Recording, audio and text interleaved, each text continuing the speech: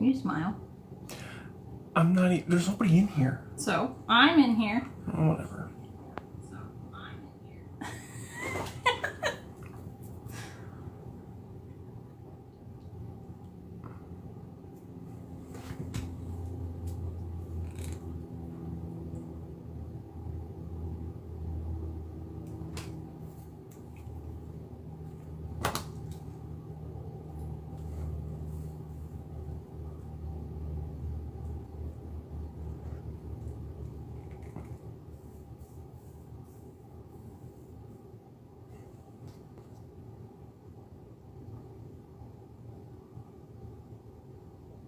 Just ship it out. We get a ghosty. Do we? Mm-hmm. Yeah, we did. Yay. I love ghost viewers. It's so much fun.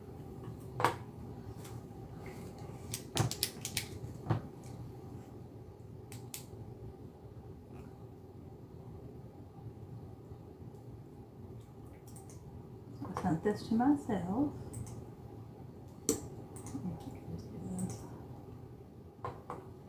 Hey everybody.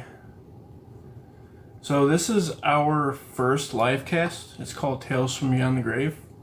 We're going to have our very special guest, Tory Westoff, in tonight. We'll give her about another 5 minutes before she comes in, and we can go ahead and get started.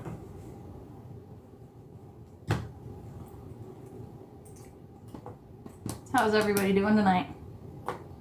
Or I guess this evening. Thank you guys.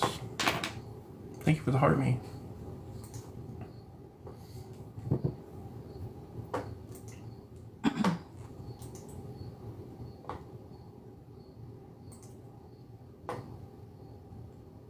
Hey, how you doing tonight?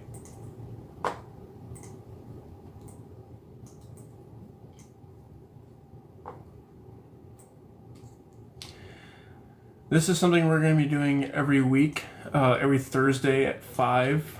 So we're going to have a different guest on every Thursday.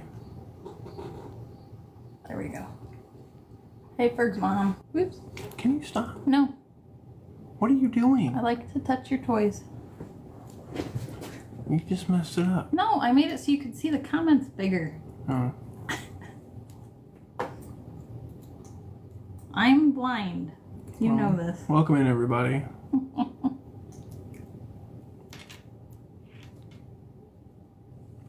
We're going to have Tory Westoff in tonight as a guest. Again, we're going to be asking her some questions about paranormal and just kind of let her talk and get more depth into what she does, why she does it. She does own Sleeper Mortuary, so we're going to go over that as well.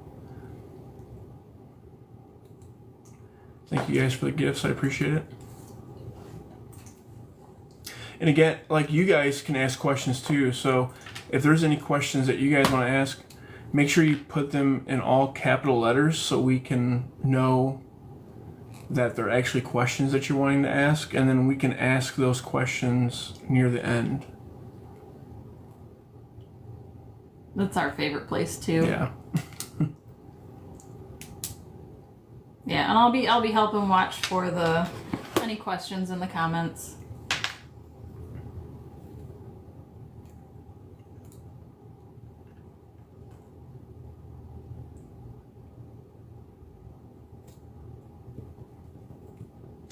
Yeah, so this is our first time doing this. So if you guys want to help share it out and get it out there, have other people join, that would be fantastic. This is our first night doing it, so should be fun.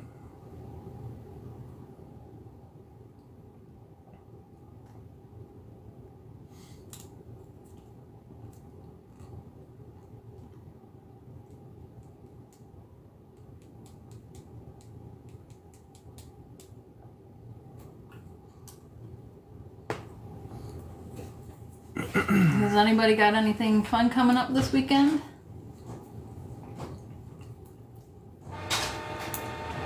That is my printer, don't mind me.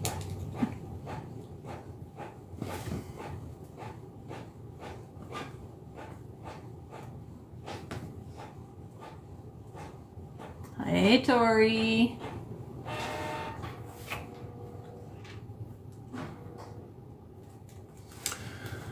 Is she in? Yeah, said she just joined. Awesome. Again, this is our first night doing this, so if you want to share this out to all your friends, please do so. The more viewers, the better. What's up, Chris? Get to work. You get to work. I was telling Chris to get to work. I'm responding to her comment.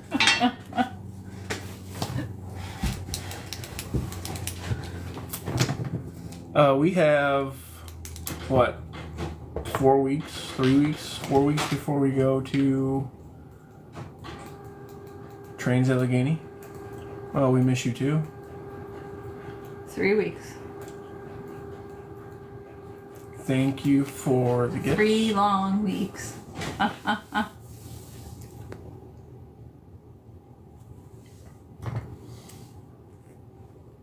Hey, look, I'm a ghost. You can't see me. Mm-hmm.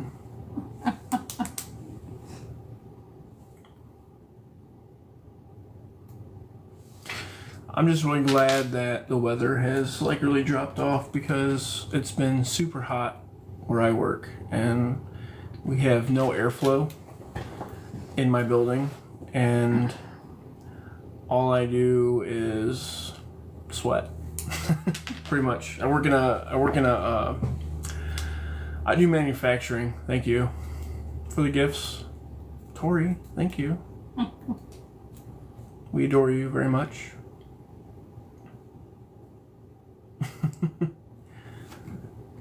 No, you don't need to send a request. I'll get you up here in a minute.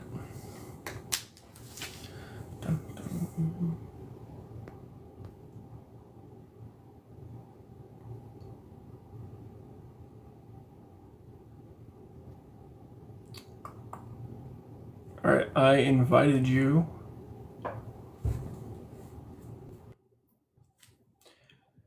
Now.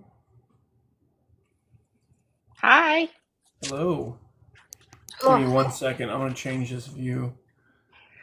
Phew. Excuse Bless you. me. Goodness.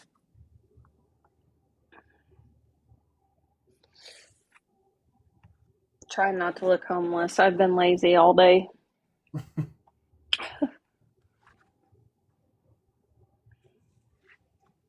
Nope, you How do I... We can leave it like that. sit there. I don't want to do that. Sit there and look pretty. There we go. You think so? Excuse me. Hi, Tori. Hi. How How are are you you? guys? Good. Tired. I traveled yesterday. Yeah, where'd you go? I was coming home from work. Oh, that's right. You do work a couple hours away from home, don't you? Yeah, about 5 hours from home. Oh, wow. Yeah. You said that you are working at a different place now. So is it a lot further than the other one? Mm-hmm. Yeah. That's not... Yeah, by about an hour and a half ish. Not terrible. Well, I guess It's doable. the good thing is you get that wind down time on your way home, right? Yeah. Yeah, this time I had to pull over and take a nap. Oh, yeah, I don't blame you. Yeah. I got off my 12-hour shift and started heading home, and then I was like, I am tired. So I took a nap. I used to do that too when I worked at in South Dakota. I traveled back and forth every week, and I would have to stop at a rest stop and take like a 2-hour nap before I had to start driving again. Yeah. So, Yeah. Well, sometimes you just got to do it. yeah. I always told myself when I started traveling, if I got tired, I would pull over and take a nap. So Well, you that's have what to. I You start did. getting tunnel vision, and it's not very. Yeah. Your eyelashes, you're like fluttering your eyes and stuff. Yeah. Yeah, I've Oh, had thank that you. happen when we've done long trips for investigations and stuff. I'm like, Tim, you got to drive. I can't keep going. Uh-huh. Tim's like the warrior man. Oh, yeah. He's like, I can go 36 hours. Not me. Hey, so we're going to Savannah, Georgia next weekend. We're leaving Friday, and it's like a 20-hour drive for us. And I'll probably drive straight through. God. We will drive straight through. You don't do it by yourself. You're crazy. Most of the time I do. Don't listen to her. Shut up. It's crazy. Thank you for the gifts, guys. I appreciate you. I was trying to light up your gift gallery, and then I got the little request thing.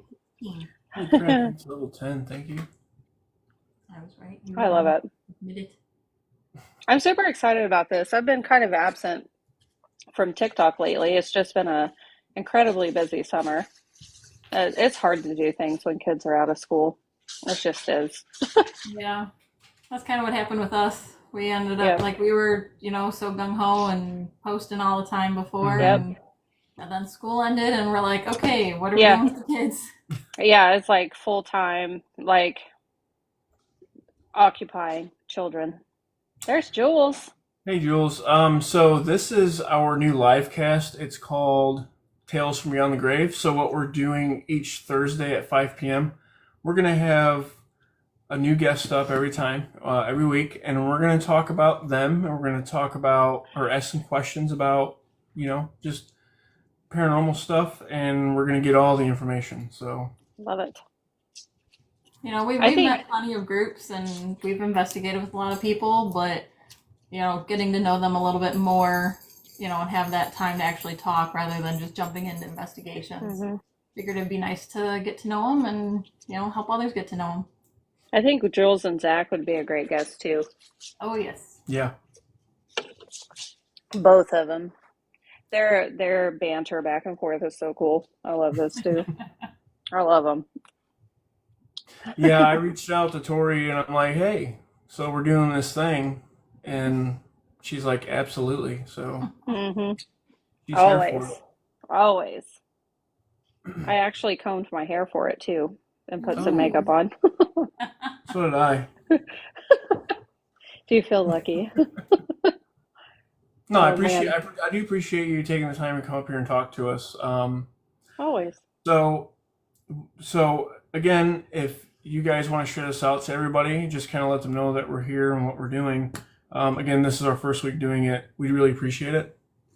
But we'll go ahead and get started. So if there's anybody in the chat that would like to ask Tori questions, please do it in all capital letters, and we will get to your questions at the end here. So we'll get to ask all your questions, whatever you have. But Kate and I have a series of questions we're going to be asking Tori, so it's just going to be all about Tori. So. Oh boy, I'm terrible about talking about myself. It is like a podcast where it's like a live cast on TikTok instead of on YouTube. So. I like it. Yeah. All right. So, Tori, we want to know, what was your first paranormal experience? It was definitely in the house that I grew up in. That was the first time that I had ever seen a shadow person. It was big, it was very dark, and it was, at the time, for me, well, it's always scary because you saw how I responded to the one in the mortuary. But oh yeah, you called me about that one. I was all breathy. I was like, oh my God, Tim. It was funny. It was a funny thing. But yeah, growing up in my house is kind of like where I got my first paranormal experiences. And the house was actually pretty active. But the odd thing about it is nobody else ever saw anything. Well, I take that back. I did talk to my brother one time, and he did see a shadow figure in there one time. He said that he saw it poke its head out and back in, and then back out, and then back in. And that's the only time in all of the time that we lived there that he saw something. But for the most part, a lot of the activity happened to me. And but yeah, I'm trying to think. It's been a minute since I've been on a podcast, so you gotta be patient with me. No, you're fine. Normally I'm very calculated, but not to, well, it's probably because I love you guys and I know you and it doesn't matter. But well, what's the point, is to be relaxed and chill. So I would say that was my first paranormal experiences was the big shadow figure. Things would say my name when I was the only one in the house, and it would sound like my mom. And Ooh. that was crazy because we talk about mimics, and keep in mind this was back in like the 80s. So this is 80s, early 90s, right around in there. So um, it's not like where I live, paranormal, talking about the paranormal is not the commonplace for sure. But yeah, that's kind of like where the interest first started was growing up in that house. Yeah, and when I was younger as well, I had my own paranormal experience, and it creeped me out. Hmm. It actually scared me, and but I was a lot little. I was probably like 4 or 5 years old when it happened to me. So, I actually saw somebody, a male figure, standing at the end of the hallway when I got up to use the bathroom, and I had to wake up my grandma to let her know that somebody was in her house, and then she got up Hmm. and nobody was there. Hmm. So it was very unnerving, especially being that young. So. And I also think, especially when you're young like that, and you're seeing things that other people are not seeing, and everybody's like, oh, it's just your imagination, don't Mhm. worry about it, you've been watching too many scary movies. Well, then like you gaslight yourself into thinking that you're insane because like you're seeing and hearing all of these things that according to everybody else don't exist. Exactly. Yeah. And they all just tell you, hey, Yeah. nothing's there. It's just your Yeah. imagination. I mean, Yeah. we all know. So, what was it that perked your interest in starting to do paranormal investigating? You know, when I was younger, I was doing it. I just didn't realize that's what I was doing. I would go to places like cemeteries, just kind of like our local urban legends and things like that. And I would see, obviously without the knowledge of equipment and that kind of thing, just see what we could get. I played with a Ouija board as a kid, 100% did that. Don't regret it. I'd do it again if I was a kid.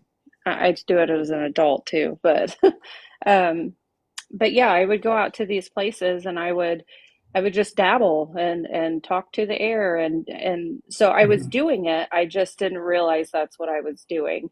Um, it was a lot of fun. I will say that. I never really got anything to my knowledge. Um, Back then uh, it was very simple and it was very disorganized and like Sure. I don't know what the hell I was looking for. I was just doing stuff and just seeing what would happen. But yeah, not to my knowledge, I didn't get any evidence of anything, but got the shit scared out of me a few times. That's for sure. Yeah. Well, I mean, we all remember as kids just running around a cemetery, like, you know, Yeah, hoping that we don't get caught and just trying yeah, to find the creepy things in the middle of the night. So, yeah. Well, yeah. there is a place close to me that I went. I was in high school probably. It was called Church's Bluff, and it was an old church ground that burnt down. There was a little cemetery attached to it, and people were talking about all of the paranormal activity that happened in the cemetery there. So me and one of my friends went out there, and I did hear footsteps behind me, so I did hear some things out there, but I don't know that like any of the other places I visited that I had any of that, but also those footsteps could have been fear, 100%. I Sure. was I was terrified. Or like running critters around, Yeah, yeah. Yeah. So obviously you said that you've seen things. Do you get that like in your chest and gut feeling when stuff happens? Hmm. Yep. I'm usually picking up on it fairly quickly. I think that everybody, like once you've been in this business for a while, like everybody kind of has like a sensitivity to them. Like you're just aware, like more aware. And I think a lot of that comes with just practice and knowing what you're looking for. It's kind of like muscle memory. Yeah. And once you get the basics down and you start paying attention to like the environment and how your body feels whenever you're having these. So I think that it I think we can all pretty much say for the most part, that whenever we start having these experiences, that we're our bodies are picking up on it long before anything ever happens. And Yeah, that, I agree with you 100%. yeah. I see things out of the corner of my eye all the time. And Hmm. I think, I don't know, maybe like a month ago, Kate and I were standing in the middle of the kitchen, and I'm like, "Did you just see that?" It was something out of the corner of my eye, and she's like, "No." I'm like, "Well, there's something there." I But I did also that get the today. goosebumps and the hair standing up on the back of my neck just for no Hmm. reason. You know, I mean, I feel like I'm very sensitive to a lot of it because I've experienced it. I know what it is, and Hmm. it's followed me up into my early 20s. And I do Uh, think, like disembodied voices, for example, like I think I know exactly what they are when I hear them because they sound different. They have a different texture, maybe. And like for me personally, like when you're in a room and let's just say that I'm in the living room of the mortuary and you say something to me from the kitchen, I'm going to know where you're at based off of where the voice is coming from. And to yeah. me, disembodied voices, they're everywhere. They're in your head and they're in the environment all at the same time, coming from all directions. They just sound different, which I get a lot of those too. But yeah, yeah. What do you think? What do you think it means when? Um, well, before I ask you this question, I just want to say thank you for the follows. Who you guys who followed us. Thank you for all the likes and thank you for the gifts. You guys are awesome. Um, Absolutely. but when you hear your name being spoken and there's nobody around you, what do you think that means? Honestly, I think it's just communication. I mean, to me, in the spiritual world, I think that ghosts probably they want to communicate just as much as we want to communicate. Like, in our off time, I like calling you guys and talking to you guys and all that kind of thing. And I think that they're very much the same way. They see people and they want to interact. Um, it would be weird that they wouldn't know our name, especially if we're saying our name to each other all the time when we're present in a place. And so it'd be weird that they wouldn't know our name. So it wouldn't surprise me that they call you by name and things like that, for sure. I think maybe it's just them trying to get your attention to say, "Hey, I'm Hmm. here.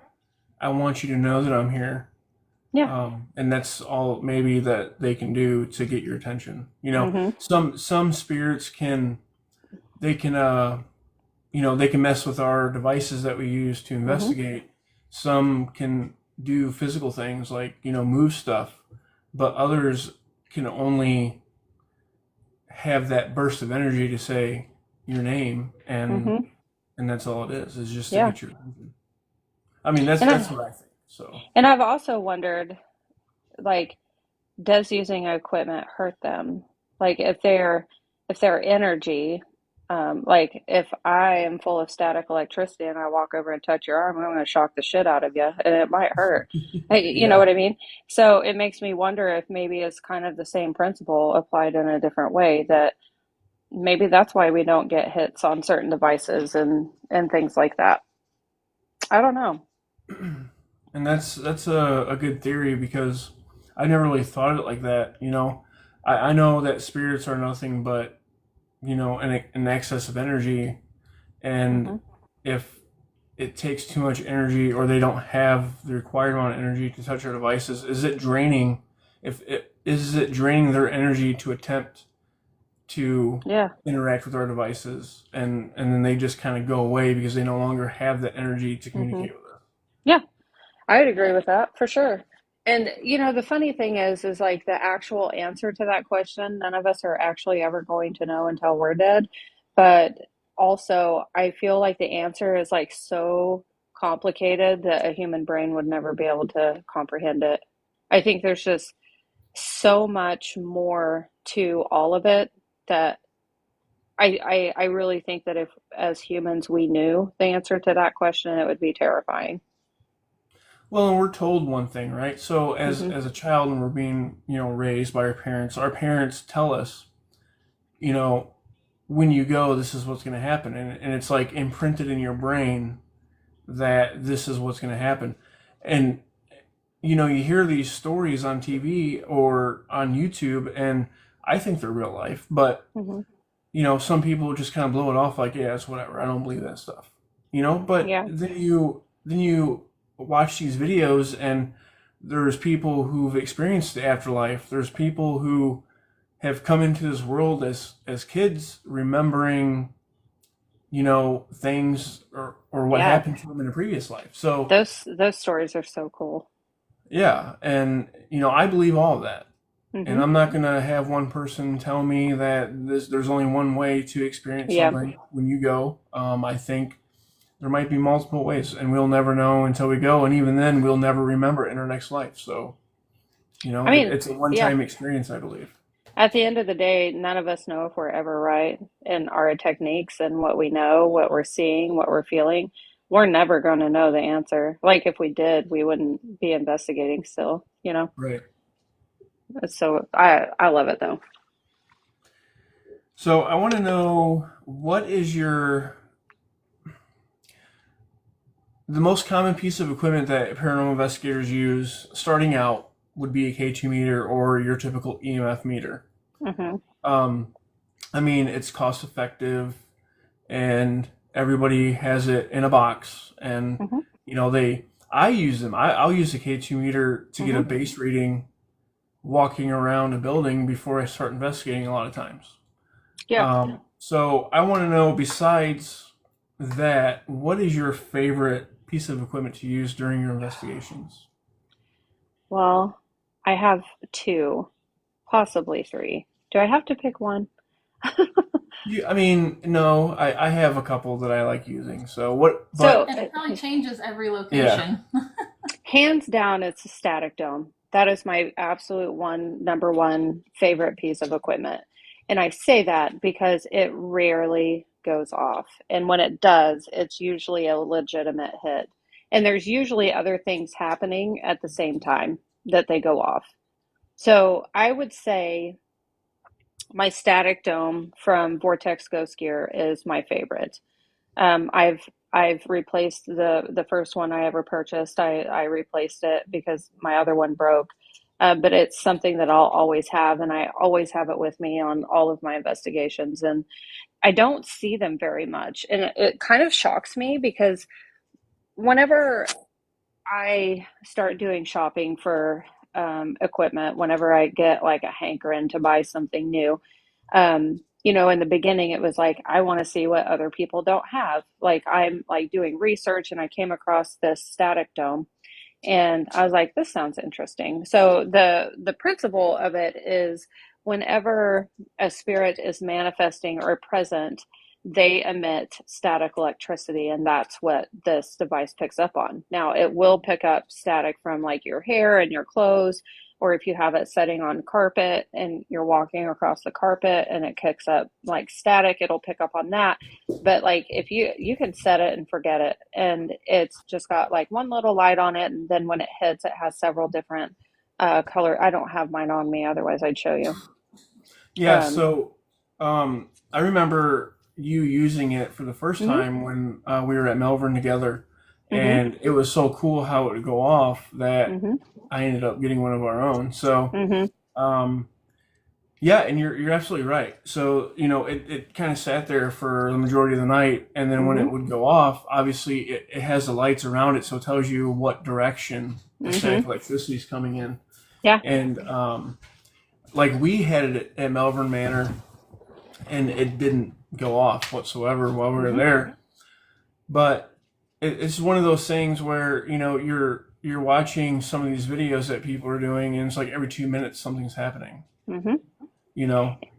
And And if you've never experienced a paranormal investigation in your life, that's not how it works. But, right.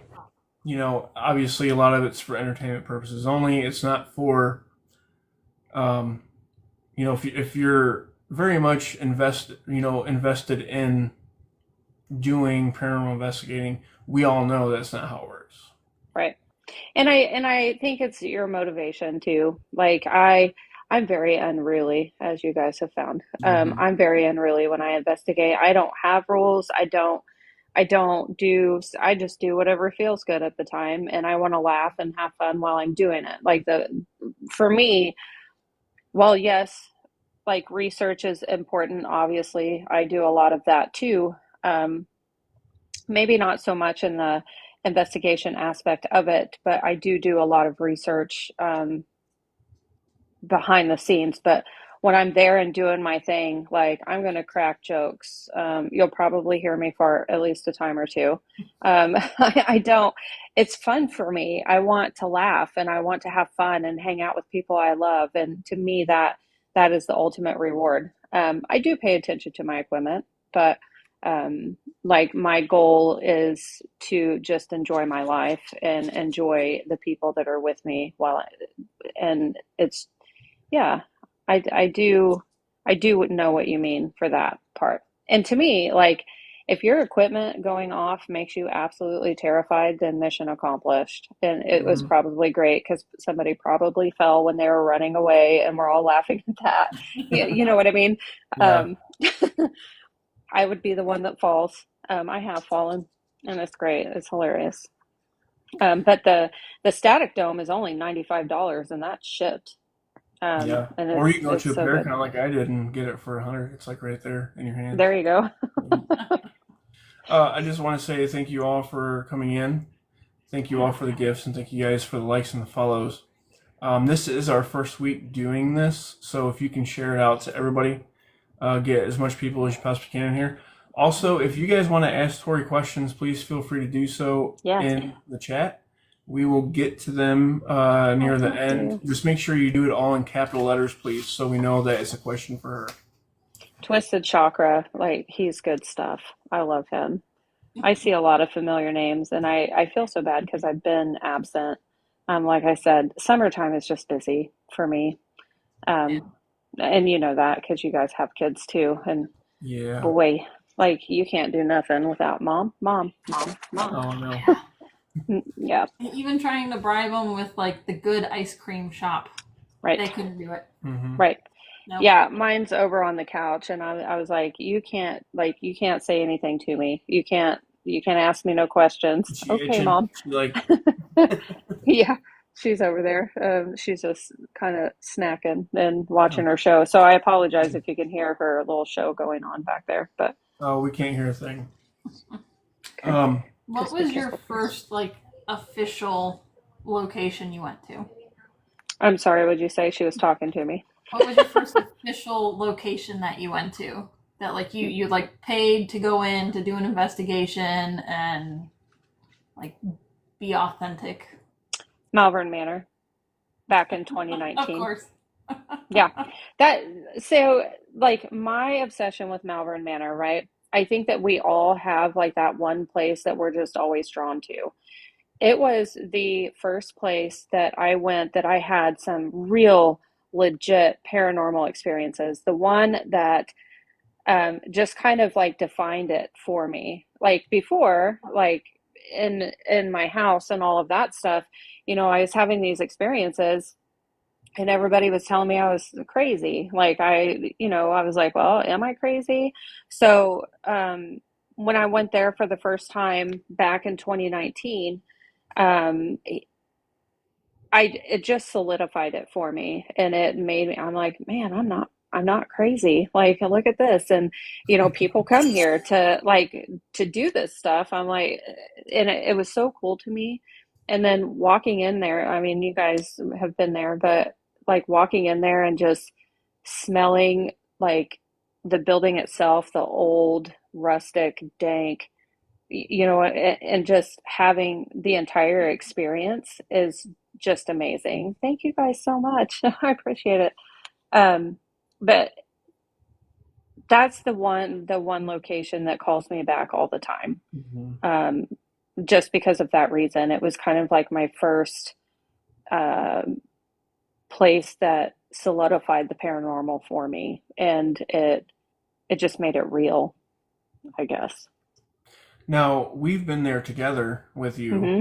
um, and we've we've realized that we collaborate very well Hmm. when we investigate, and we've also been there with Jolly as well. So um, now, when you're trying to collaborate with other groups, what is the number one thing that you look for before you decide that you say yes or no?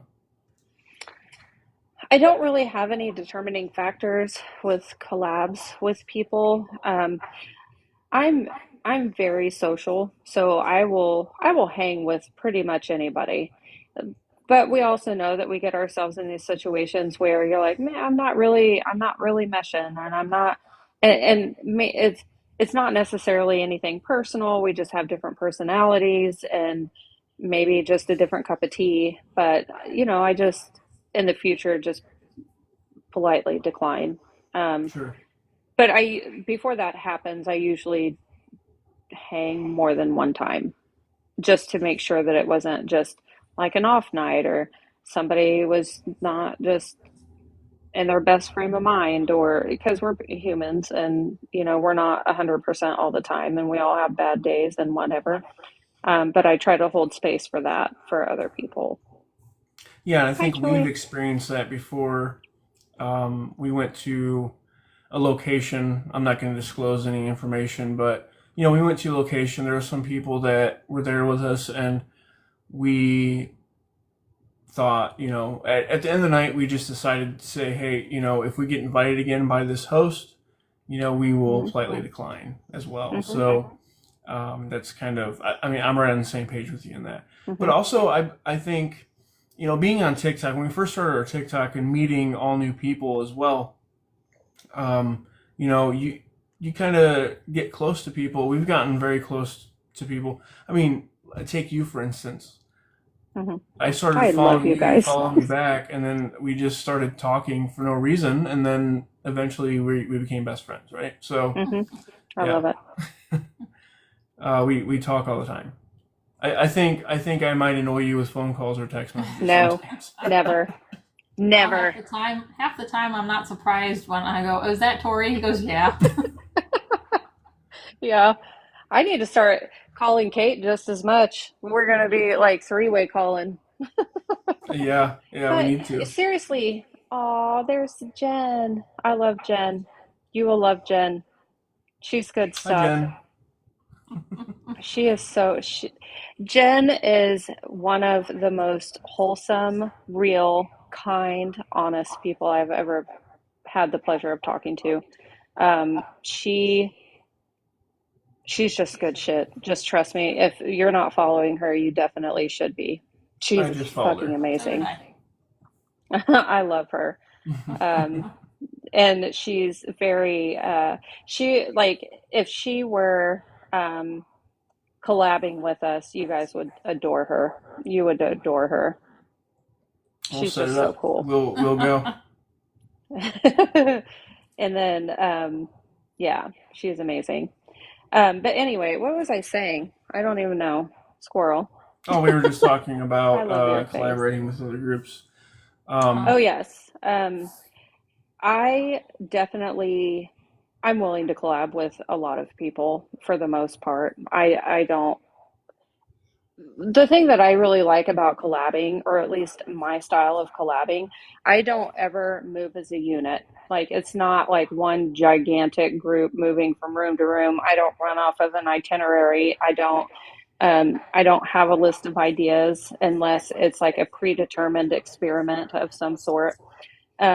But for the most part, I mean, we collabed with a lot of other groups recently together, and everybody was just doing their own thing. Like, we'd walk in and I was like, "Oh, what are you guys doing?" "Oh, I'm going to hang out and I'm going to do this with you." And then the people that are like, "Oh, I want to go do something else," they get up and go, and nobody's mad and nobody's offended. And if somebody on the second floor catches something really fucking cool, they're like, "Hey guys, come look what I yeah, got." and then Yeah. we all You know come what I running, mean? right?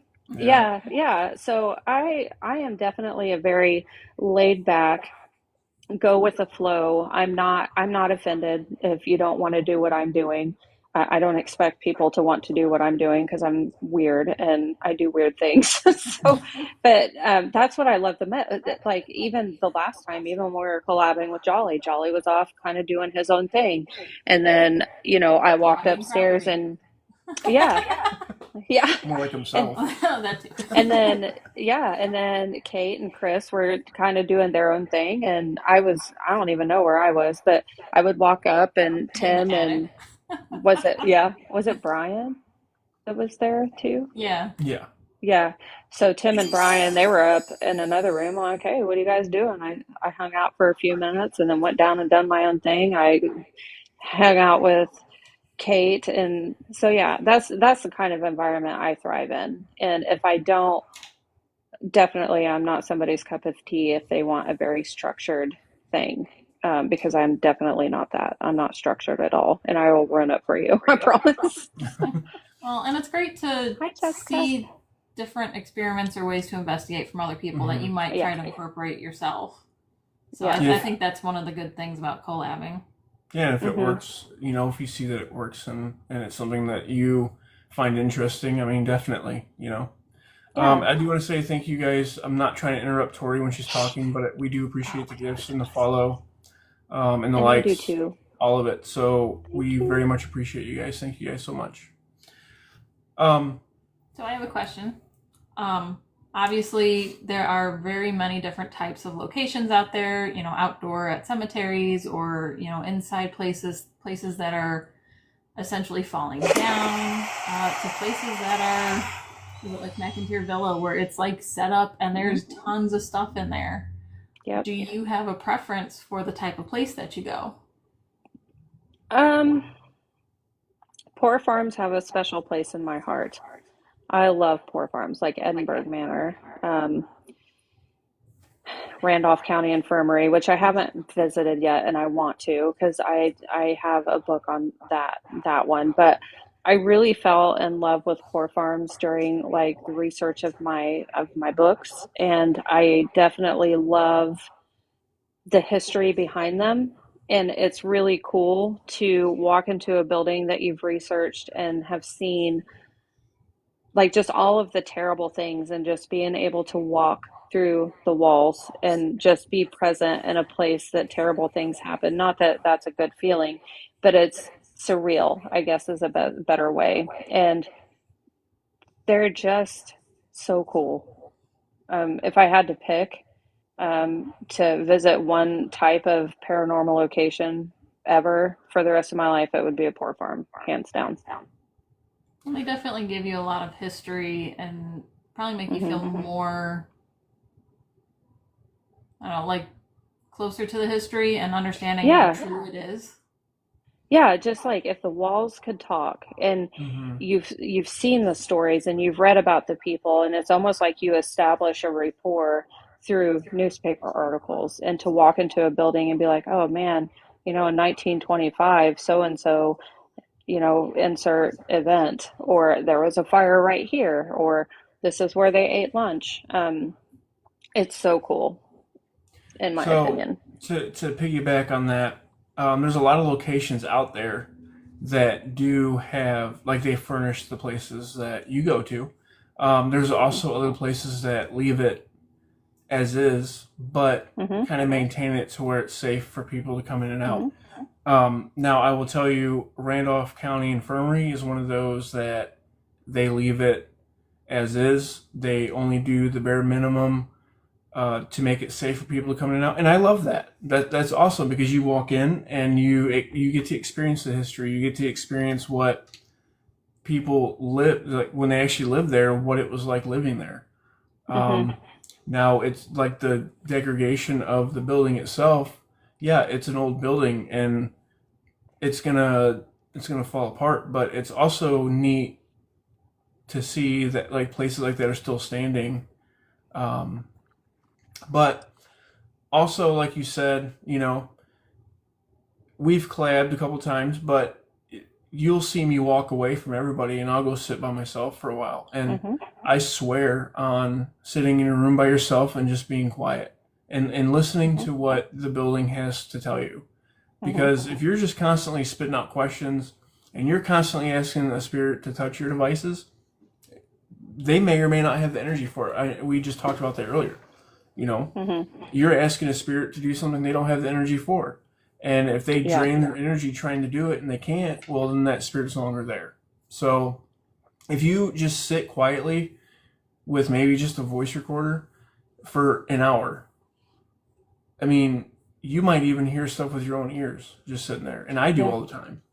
And that's one of my investigative styles where, you know, Kate will back me up on that. I like to investigate a lot on my own. And I think that's awesome. I don't have the guts for that. Not usually. Maybe on a live stream. But I had the pleasure of going to Ashmore Estates with Jules and Zach. I think that was in June, maybe.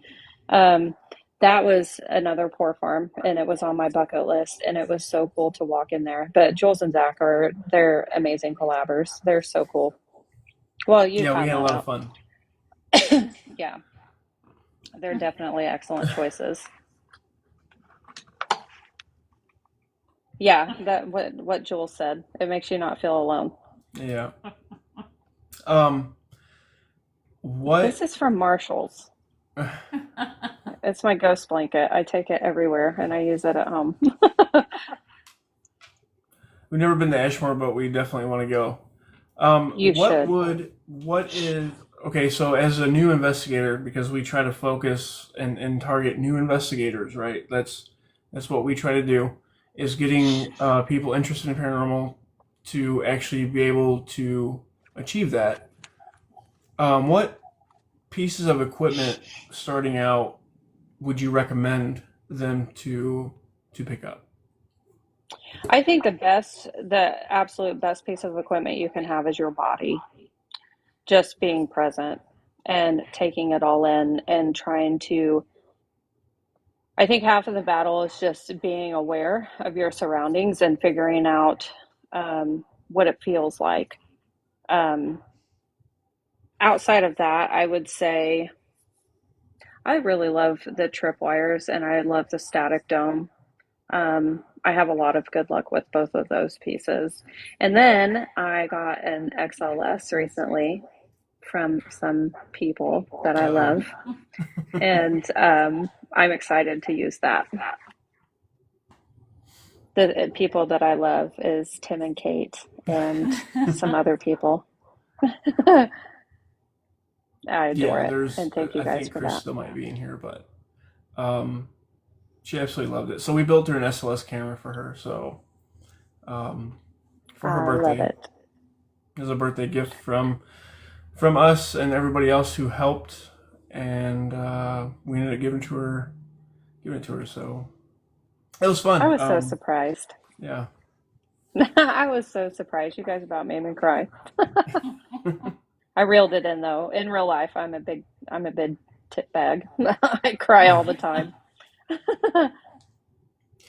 All right. So we know that you own the mortuary. Um, Hmm. and we absolutely love the mortuary. The mortuary is our favorite place, and I love that. we want to That just means like I get to see you more. yeah, we've been there twice, and the second time we were there for 3 nights. So, That's so cool though. um, how did you? We want to know, how did you research that, and what was the process of obtaining that? Well, I had been kind of scouting for a location for about 5 years, 4 or 5 years ish, right in there. I actually found the mortuary by accident because periodically I would check real estate, and as you can imagine, there's only a select few structures that would fit the bill to end up turning it into what I have, the paranormal location. Like, choice is of utmost importance. Like, you can't go buy a house built in 2018 and expect to have a whole lot of interaction. I mean, you could, depending, but um, so I saw the building. It was listed on on Realtor.com, And it looked very reminiscent to a funeral home that I have where I live. And I was like, I wonder if that's what that is. And so I researched the address, and lo and behold, I found out that it used to be a mortuary. And I knew at that point that I had to see it. Um, I heard a disembodied voice on my walkthrough the first day that I toured it to see if it was something that I would be interested in. And I knew I had to have it, and I went for it. Um, the process is actually quite complicated. It's not as easy as one would think it would be. And I haven't really had this question a whole lot. And I'm kind of surprised because I know like a lot of people are typically interested in things like this. Um, but I will tell you that I tried to purchase probably 6 buildings prior to the mortuary, and I failed every time. And I remember getting so frustrated. I'm like, I'm just giving up. I'm not doing this to myself anymore. But it turns out that I was just going about it the wrong way because I was trying to get a traditional loan. And with traditional loans, you have to have like a certain amount of money down, which is typically like 3%, and then it goes off of your credit score and all of these things. Um, like income versus debt ratio. Mm-hmm. Um, but what I discovered through this whole process was that um, I wasn't going about it the right way. I needed to look into a business loan. Now, the craptastic part about a business loan is that instead of 3%, you have to have 20% down in cash. Um, that part was hard. Um, because you look at the amount of money, like depending on how much you're building in, 20% of anything is a lot to come up Oh with, yeah. regardless of what the price is. Like even on 100,000, that's 20 grand. That not everybody has that sitting in their bank. But the good part about business loans and why it's needed, oh thanks. But the good part is that instead of just going off of your income to debt ratio, it also takes into account your potential income for what you're doing it for. So whether you're doing an Airbnb, if you're open up at like a Dunkin' Donuts or whatever, like you have to sit down and you have to come up with a business plan, and you have to give financial projections is what they call them. Like this is how much you think you're going to make in January and February, March. You have to go through all of the months and list where you're going to get your income from. Like I'm going to sell this many overnights. That's going to give me this amount of money. I'm going to do this many tours, this many events. And you basically have to spell it all out. With your financial projections, you have to um, submit a business plan. It basically tells the banker what your business is, like your experience within the business, how much it's going to cost you, how much you intend to make. Um, I included like history on the building, why it was important, why this building um, was perfect, all of this stuff. And I didn't do that the prior 6 times, although I think it was just the universe steering me in the right direction, like in hindsight. Um, but yeah, it's a process, but it's worth it. Um, Beyond the Veil's taking notes, by the way. um, I will tell you that I'm always willing to help people with that, just because I've recently done it and it was hard as shit. I ain't even gonna lie. But it's worth it. It's 100% worth it. And I did have help from, another location owner that Sure. just kind of spelled it out for me, and really just that person came in clutch, and he gave me an idea of like, this is how much I spend on utilities. This is, you want to make sure that you tell them that you're turning off the water to the entire building so that they're not worried about water damage. Suspended decay, like what you were talking, people that keep it the way that it is, but it also has to be safe too. Like it can't Sure. just be dilapidated and you fall through the floor or whatever. Mhm. But that's that's my goal with the mortuary, is keeping it in a suspended decay. I want it rustic, but I want it safe. So that people, obviously, I don't want people getting hurt, and that's the big reason why I took the elevator out and put in Yeah. stairs for that. Now we absolutely love. Again, we absolutely love going to the mortuary, and it's our favorite place to go. Not only because of you, but because the amount of evidence that we've got out of that place is phenomenal. Like, we've got the most evidence out of there than we've ever gotten out of any other building, and just.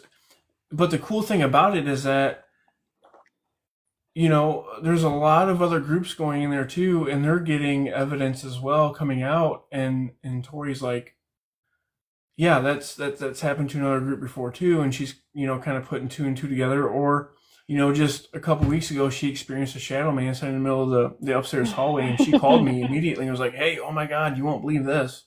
And she's freaking out on Through the my phone, and puffs of air. I'm like, I wish I lived closer because I'd drive over there right now. Yeah. Like, um, but can you tell everybody here how they can get online and how they can book an overnight investigation or whatever they want to do to your location? Before she gets Yeah, to that, I actually did have a question about when you were looking for your location. Mm-hmm. What were your requirements for a building that you would look into? I didn't really have, by the time that I actually got the mortuary, I will say that I didn't really have as many requirements as I had once had in the beginning. I had like this picture perfect. This is what I imagined myself having in the beginning. And then when I started shopping and I started looking, and I was looking at several different options. Like one time, an old nursing home opened up in Fort Scott, Kansas. And I went to the public auction with that. And that property sold for $1,200.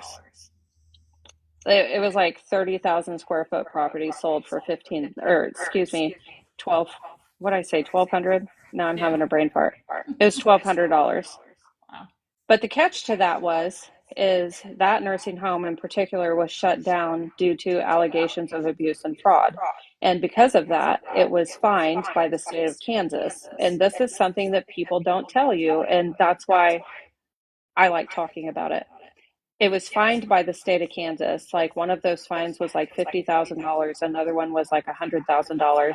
And whoever buys that property is then going to be responsible for those fines because they were never paid. People don't tell you that. And so while ultimately, yes, I could have paid cash for that property that day, I didn't want to be responsible for like all of the fines that had accrued for the property itself. Now, there are ways that you can go into and deal with the state of Kansas on getting those taken off. But I had no knowledge of how to do that. I still don't. And quite frankly, to me, it wasn't worth trying to do all that because there's no guarantee that you're going to be successful. Right. And like when you go to public auctions and you're looking for property at a public auction, just know that you have to pay cash that day on whatever that property sells for. Um, and that's a lot of money depending on what it is that you're looking at buying. Um, Well, especially if you don't know the price, like you're only yeah, going to be bringing a certain amount of cash with you, right? So, yeah, and yeah, just and hope that you have enough to yeah, outbid everybody. yeah. It's like you're gonna walk into the courthouse with 100 grand. Like, no, that's not happening. Yeah. But my expectations for the building were a lot more precise and higher in the beginning of the whole thing, versus my expectations like towards the end because I mean, I'm not gonna lie, I was very discouraged by the time that I got to the mortuary. And I was kind of going through the motions. I'm like, okay, here we go again. And by then, like, I'm just gaslighting myself. This is never going to work out. I'm not going to get this. What I'm doing, like, I'm wasting a whole afternoon driving an hour up here and an hour back. And it's just going to be, what it is. But it worked out. Initially, my thought process was I wanted a bigger building that had amenities because ghost hunters don't typically get amenities. So that is something that I wanted. I wanted to be able to offer things that other properties didn't, to make it more appealing in a regard. Sure. Because obviously, if you don't book it, then you can't keep your building because you can't pay the mortgage on it. I mean, that's just math. Like, that's just business. And so ultimately, at the end of it, when I got the mortuary, I got every single thing on my checklist that I had in the beginning that I didn't have an expectation of at the end. So that was a Beyond very the long Veil wants to answer. know, when you were doing your research or wanting to purchase a place, did it matter the size if it was big or small? It did in my mind. I ended up with a really big place anyway, but it did in the beginning. I wanted something big, and I'll tell you why. Because um, I wanted a building that I could fit people in big enough for an event. Events that locations have support that location, and that's a moneymaker for them. And the more people that you can get in your door to experience your building, the more likely they are to come back if what you have to offer is good. I'm not saying that like everybody's going to go back to your building once they experience it. But given them the opportunity to take it all in, and because a lot of people don't know what they're getting, right? Like you go into a building and you're like, oh, well, this isn't what I thought it was. And people may or may not get experiences. Fingers crossed. I haven't had a group not really get anything. I've never had a flat night at the mortuary. That's not to say it's not going to happen because it is eventually. Hopefully, no time soon, but we'll see. Um, but yeah, I wanted a bigger building that I could accommodate ticketed events because that would help pay the mortgage a lot. Sure. Um, So we did an event, so that was a lot of Hmm. fun. Hmm. Not a lot of places do kid events, and we actually got to do one with her, and we're hoping to do another one here in the future. We've been talking about it. One is Hmm. possibly in the works, so just make sure you guys kind of stand by for that. What were you gonna say? Mama Three was wondering if you had any events during Halloween.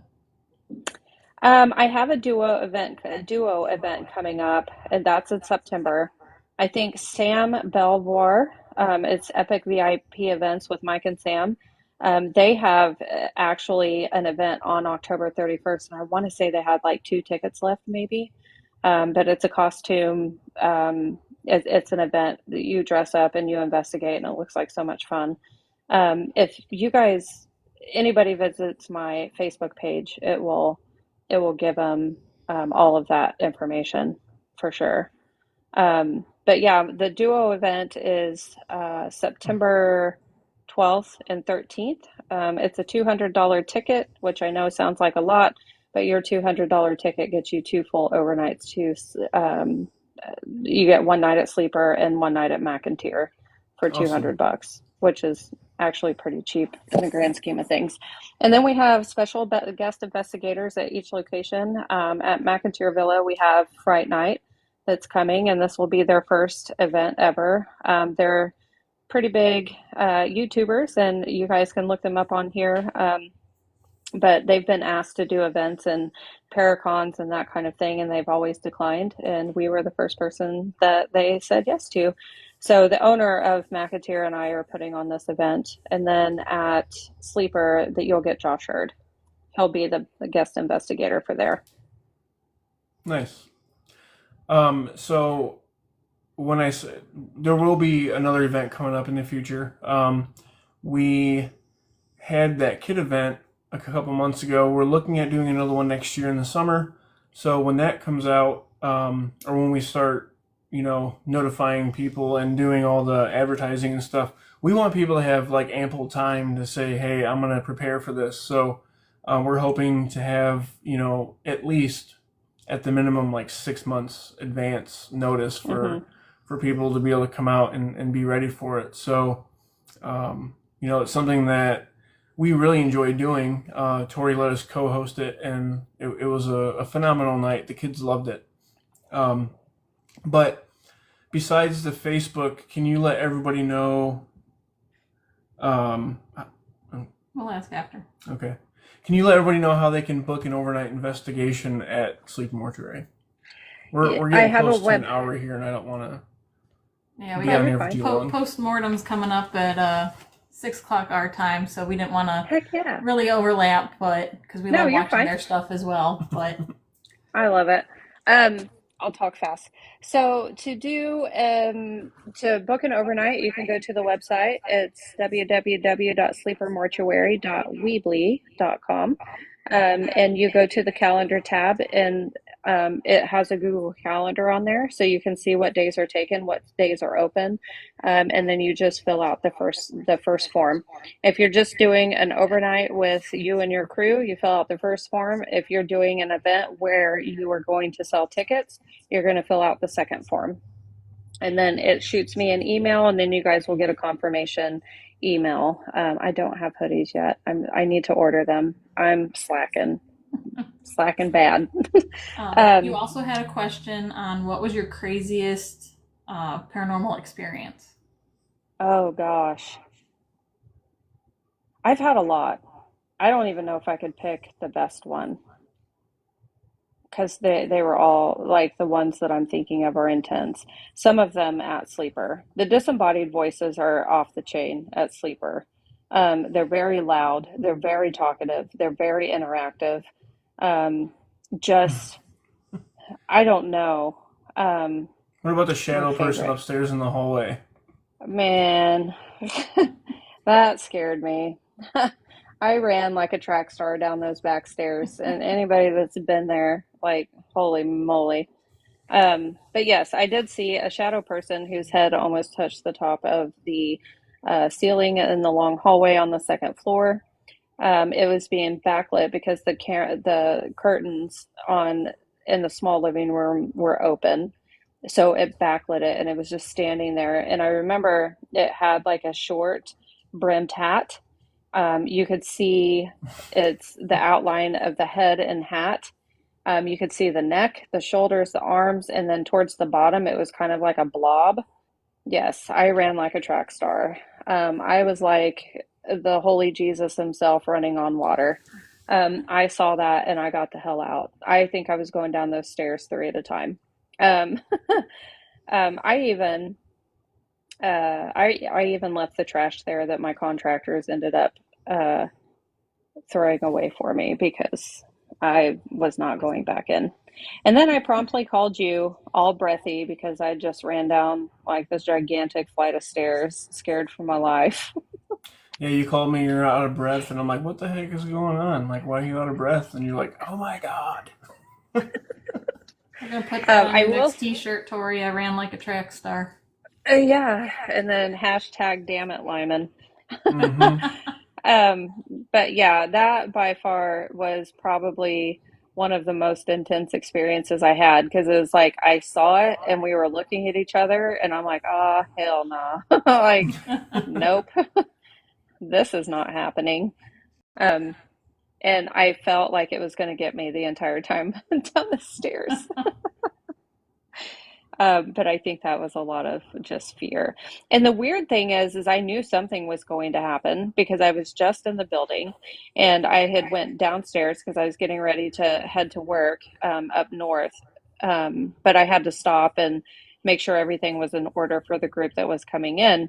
And I had just come out of the building, shut the garage door, got in my car, and then I was like, oh, shoot, I forgot to grab the trash and I forgot to grab my glasses. So I went and I opened the garage door immediately back up.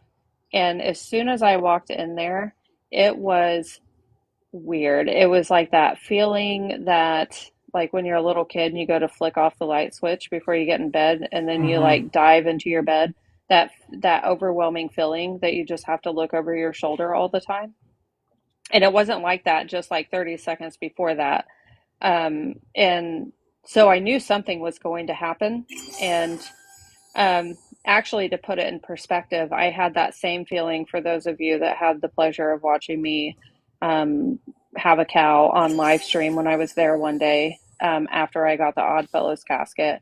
That same thing happened. It was just like everything started feeling crazy and it felt occupied, pressure, um, just crazy. So I knew something was going to happen, but I didn't think it was going to be that. And I'm like, well played, guys, well played. Like, you scared me. Well, I hope next time I go, I get to experience something like that. Now, we did, we do have a picture on our TikTok from when we were there last time. That was kind of crazy, and Yeah.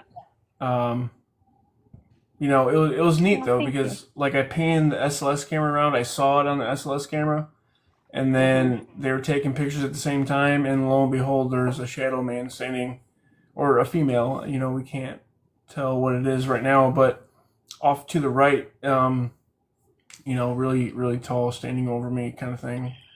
Did I show you the picture of the person? Well, it was, oh, it wasn't a person. Well, it was. It was two figures that one of the overnight groups caught that had like the two like figures, but there was no humans in that photo. Mm-mm. I haven't seen it. Um, I haven't showed you. Bye, Joy. We'll Thank catch you in a you. bit. Thank you, Joy. We'll be on over as soon as we get done here. I'll show it to you real quick. Um, if I can, it's going to take me, if I can't find it quickly, I won't worry about it, but I because I like know how it you makes guys your want to get on blanket that. into green screen as well. I'm trying to, here it is. Oh yeah, I saw that.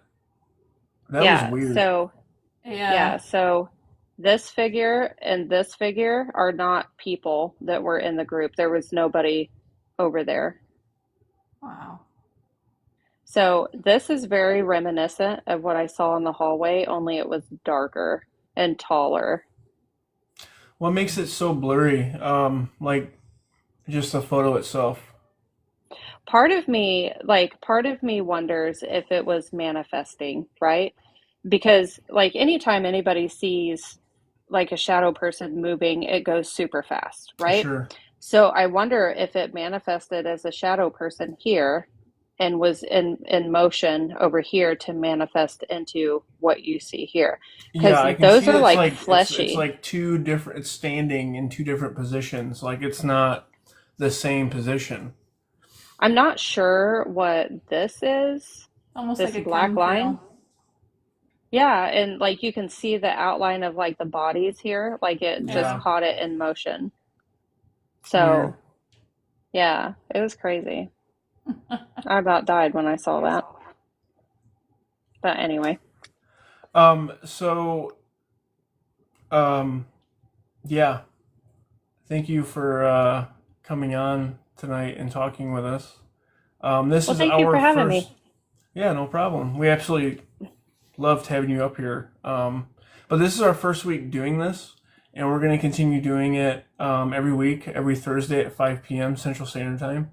So if you are interested in being a guest up here with us, just shoot us a message and we can get you on here. Now, next week on Thursday, we're going to have Paranormal Joy up here from Postmortem Paranormal. I And love it. after that, I think we're kind of open. But if you guys are interested in being up here, let us know. Just shoot us a message. Make sure that you do book Sleeper Mortuary. That place, it will not disappoint. I promise you that. We've been there twice. We've been there for an entire weekend, the second time we're there. And we're also going back multiple times in the future, which are already booked for us. So we do I love it. also might possibly have something coming up in the near future. And yeah, it's going to be so much fun. We absolutely adore you, Tori. We thank you for coming I up here adore with us. you. We appreciate everybody that came to watch and joined in the comments, asked questions, and help share us out and tap to like our page and everything. So appreciate all you guys. And thank you guys for the gifts and all of the love and Yes. just the questions. Oh, I love this. And I got to be the first one. I'm so excited. Yeah, thank you guys so much for the gifts. Thank you for the follows and the likes and the shares. You guys are amazing. So with that, I'm going to end this by saying stay spooky. Have a great Bye, weekend. guys. Bye. You too.